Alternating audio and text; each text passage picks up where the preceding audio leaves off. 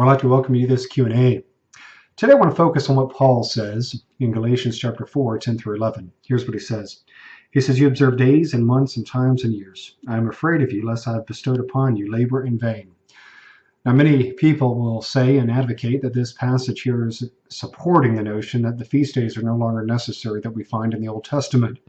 That Paul here is warning the people of Galatia that they're to abstain from that old Jewish worship. Or is this the case? Is this the message Paul is trying to convey? Well, it's not. And it's so easy to prove that this is not the message Paul was teaching here. In verse 8, if we back up just a few verses, it says, "Howbeit, then when you knew not Yahweh, you did service unto them which by nature are no mighty ones.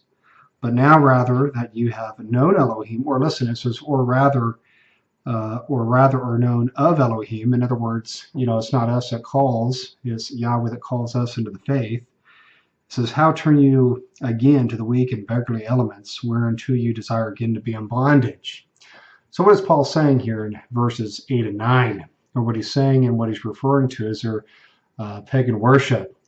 The people of Galatia, they were Celtic in origin, and they were of the faith of the Druids. So what we find here is Paul referring to old Druid worship, Celtic worship. And Paul here is saying that he is disappointed. He is saying that he's asking here is, did I waste my time on you?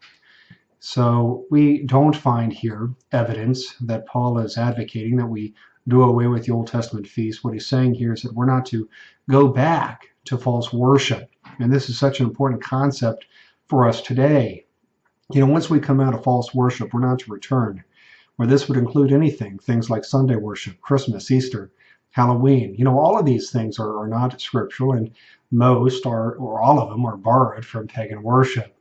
We know that Sunday was a day that the Romans observed in honor of the sun. Of course, we know Christmas is a mishmash, an amalgamation of many different pagan beliefs. Saturnalia, Sol Invictus, Mithras, just to name a few. And Easter, same thing. Halloween, same thing. So again, as Yahweh's people, we're to abstain from these things and understand that we're to return back to the original Hebraic faith of the Old Testament, the same faith taught and practiced by Yahshua and was promoted and taught also by the apostles, including Paul. So again, Paul here is not referring to the Old Testament feast when he says you observe days and months and times and years. He's referring to Celtic worship that these people were going back to. So I pray that this has been a blessing to you, and I pray that you would join me for every Q&A. Until then, may Yahweh bless, and bye-bye.